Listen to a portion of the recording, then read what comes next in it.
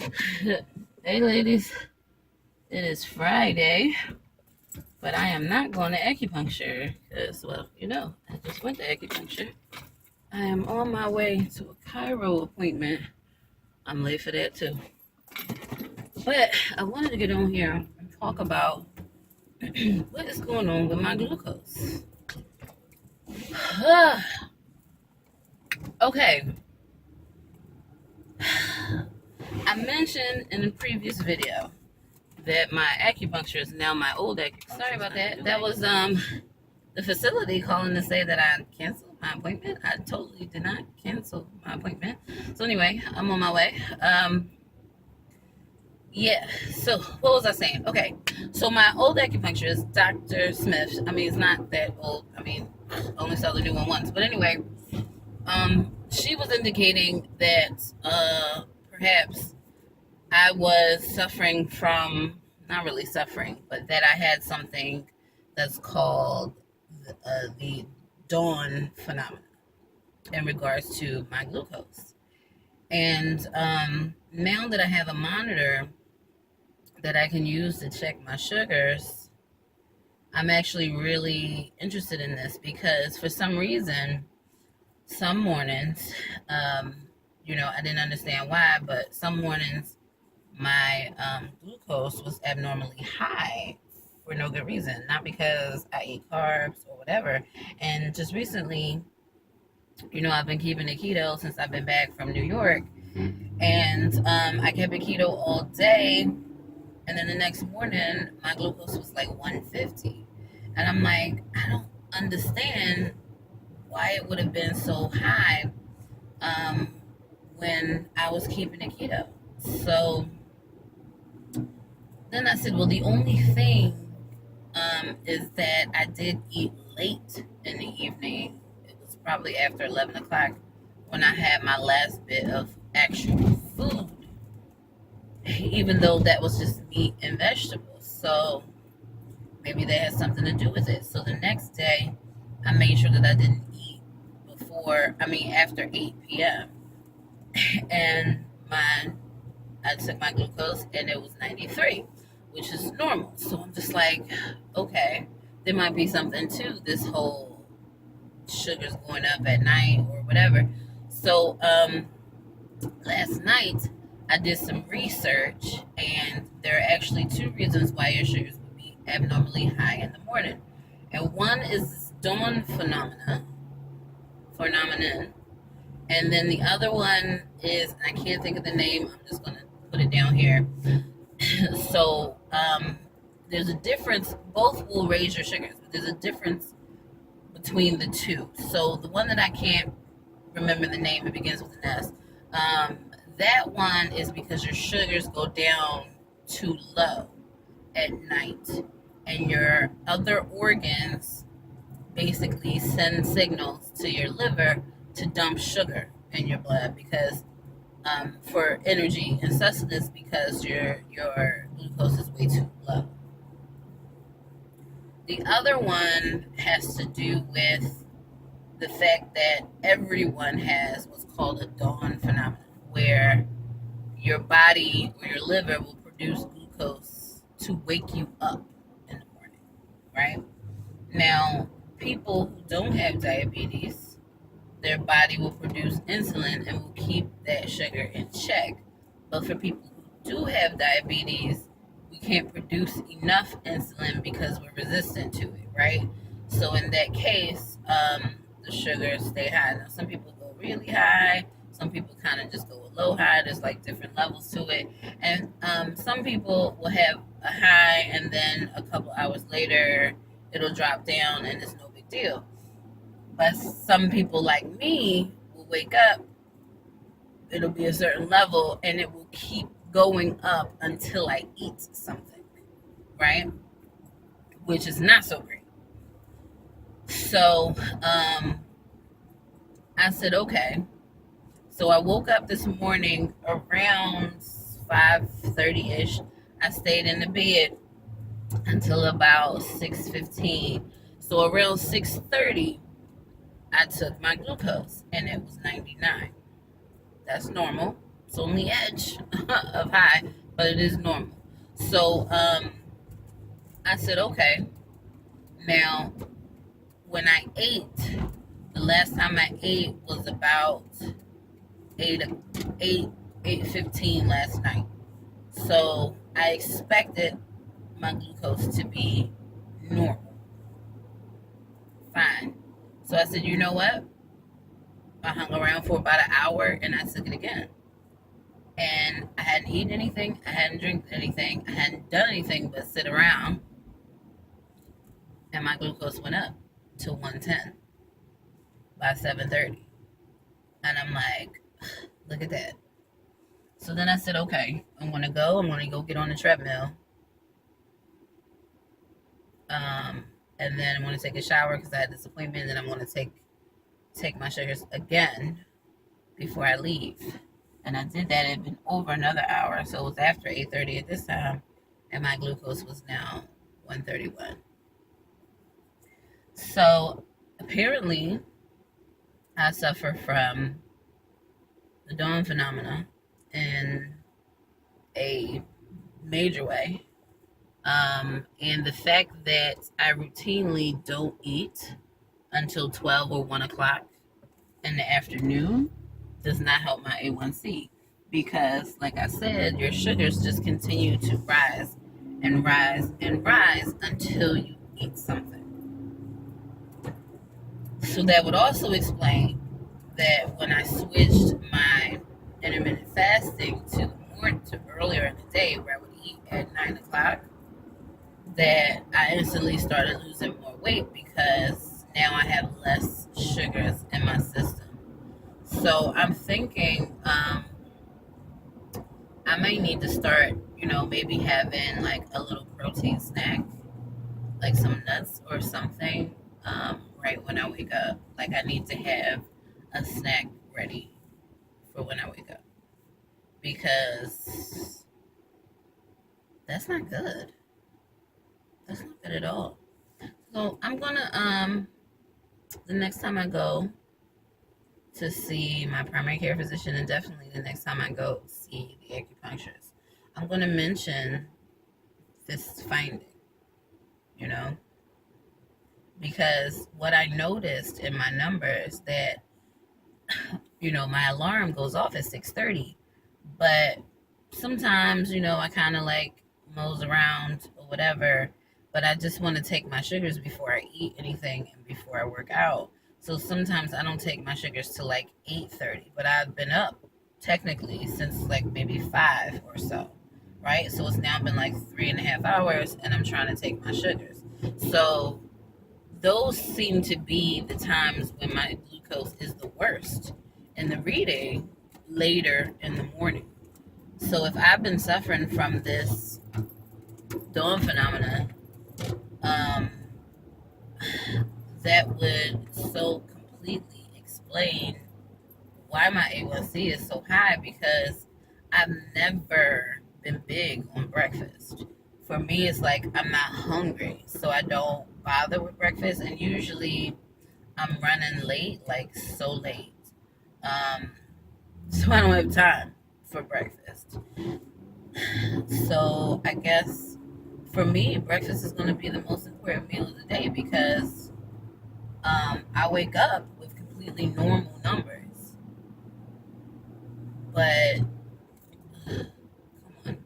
I wake up with completely normal numbers, but for some reason, my body decides to keep pushing sugars for energy until I eat. And that might be something I train my body to do. Because I for years, I just was not eating breakfast. And it was not uncommon for my first meal to be 1 p.m., 3 p.m., 6 p.m., or 9 p.m. at night for my first meal of the day. And, yeah, that's not great. Not great at all.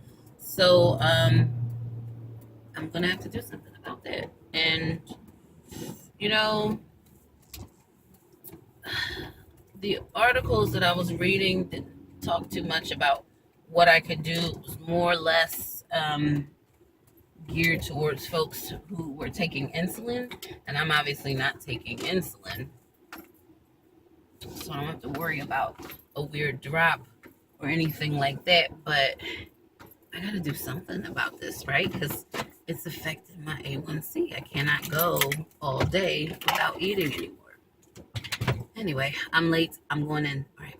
Hey, ladies, I am back from after Cairo, and I wanted to talk again.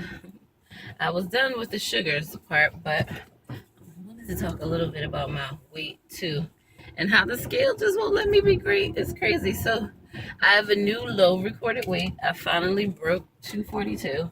Yesterday, I weighed in at 240.4. 240, yeah, 240.4. And I'm like, yes, I finally broke 242. So now 240.4 is my new low weight. That was good. And then I kept it keto all day.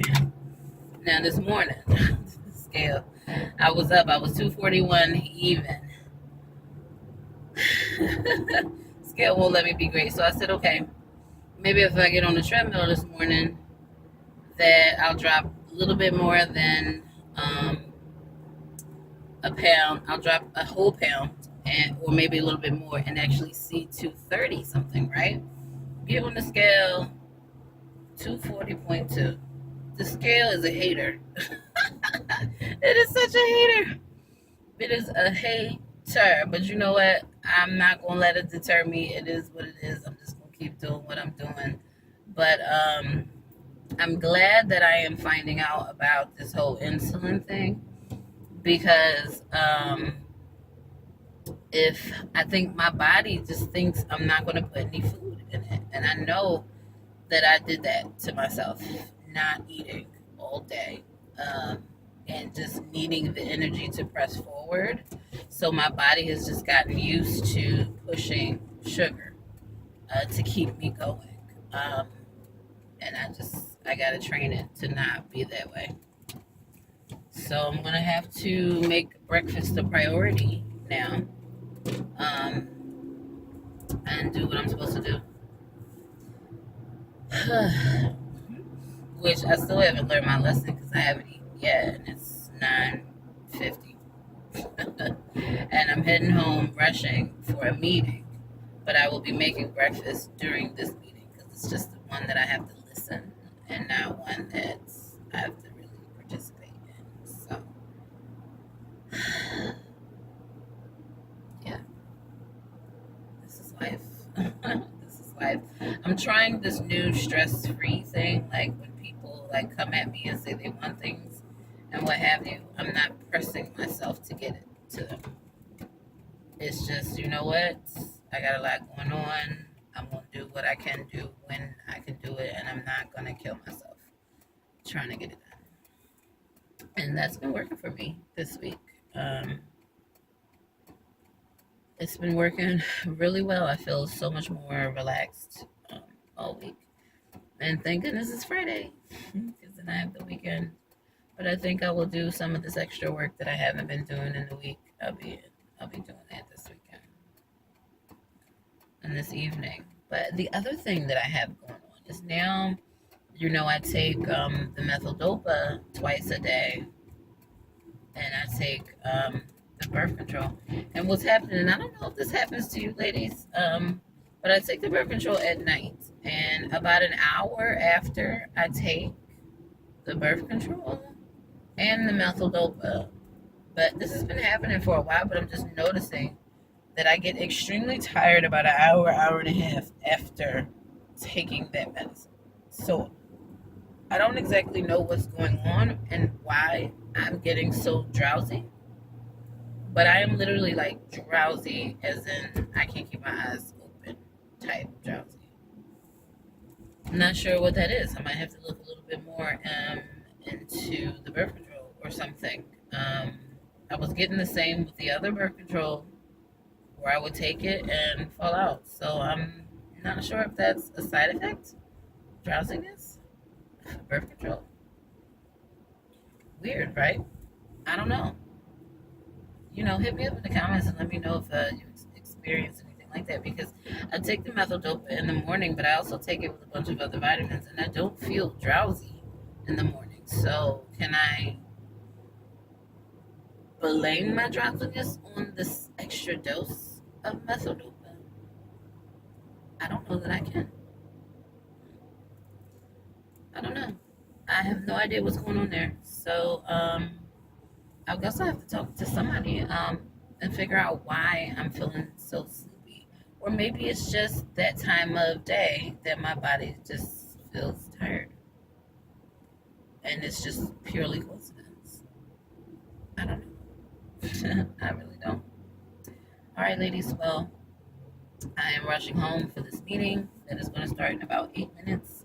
I'm probably about 4 minutes from home, but there's a really slow car ahead, and it's holding me up. It's probably going to take me more like 6 minutes to get home.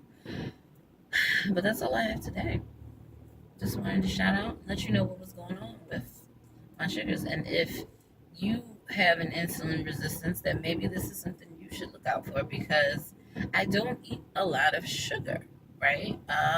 And I haven't been eating a lot of bread and pasta either, so I really couldn't understand why my glucose was so out of the ordinary. But if I'm waiting too late to eat and my sugars are just going up, up, up, up, up with every hour that I'm not eating, um, you know, that's not good. That's not good. As a matter of fact, it's been another hour or so. I'm going to take my sugars again. Well, I've had vitamins, those have sugar in it, so this is probably not a good gauge. Oh well. But I wish I could take it again to see, my sugars must be getting pretty bad over the course of the day. If my first meal is at 1:30, you know, I will have to see. I will have to see.